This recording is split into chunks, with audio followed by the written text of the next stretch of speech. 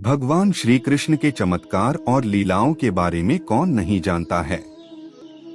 वह भगवान विष्णु के अवतार थे। वह जो चाहे वो कर सकते थे।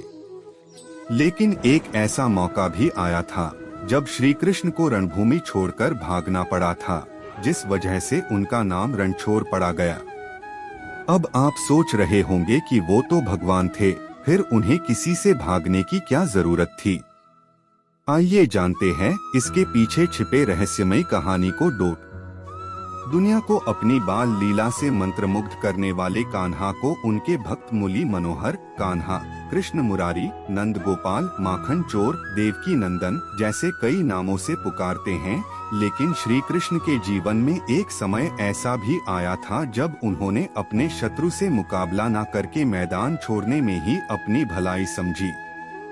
यह घटना तब की है जब महाबली मगधराज जरासंध ने श्री कृष्ण को युद्ध के लिए ललकारा था। जरासंध ने कृष्ण के साथ युद्ध करने के लिए अपने साथ काल्यवन नाम के राजा को भी मना लिया था। काल्यवन ऋषि शेषरायण का पुत्र था, जो जन्म से तो ब्राह्मण लेकिन कर्म से असुर था। दरअसल काल्यवन को भगवान शंकर ने वरदान दिया था कि ना तो चंद्रवंशी और ना ही सूर्यवंशी उसका कभी कुछ बिगाड़ पाएंगे। उसे ना तो कोई हथियार खरोच सकता है और ना ही कोई उसे अपने बल से हरा सकता है। भगवान शिव से मिले वरदान के बाद काल्यवन ने खुद को अजेय समझ लिया था। जरासंध के कहने पर काल्यवन ने बिना किसी शत्रुता के मथुरा पर आक्रमण कर दिया। भगवान श्री कृष्ण जानते थे कि काल्यवन को मारा नहीं जा सकता, उनका सुदर्शन काल्यवन का कुछ नहीं बिगाड़ सकता।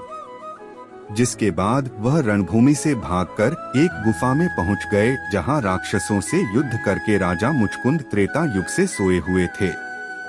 राजा मुचकुंद दानवों को हराने के बाद बहुत थक गए थे, जिसके बदले देवराज इंद्र ने उन्हें विश्राम का आग्रह कर एक वरदान भी दिया। इंद्र ने कहा कि जो भी इंसान तुम्हें नींद से जगाएगा वह जलकर खाक हो जाएगा। श्री कृष्ण ये बात भली भांति जानते थे। भगवान श्री कृष्ण काल्यवन को अपने पीछे भगाते भगाते उस गुफा तक ले आए जहां राजा मुचकुंद सोए हुए थे।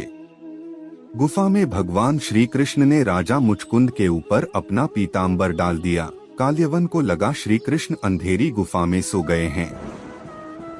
काल्यवन ने जैसे ही त्रेता युग से सोए हुए राजा मुचकुंद को लात मारकर उठाया, राजा मुचकुंद की नींद टूटते ही काल्यवन जलकर खाक हो गया। और इसी प्रकार रण छोड़ कर जाने पर श्री कृष्ण का एक और नाम रणछोड़ पड़ गया। निष्कर्ष, असल में यह भगवान श्री कृष्ण की ही एक लीला थी।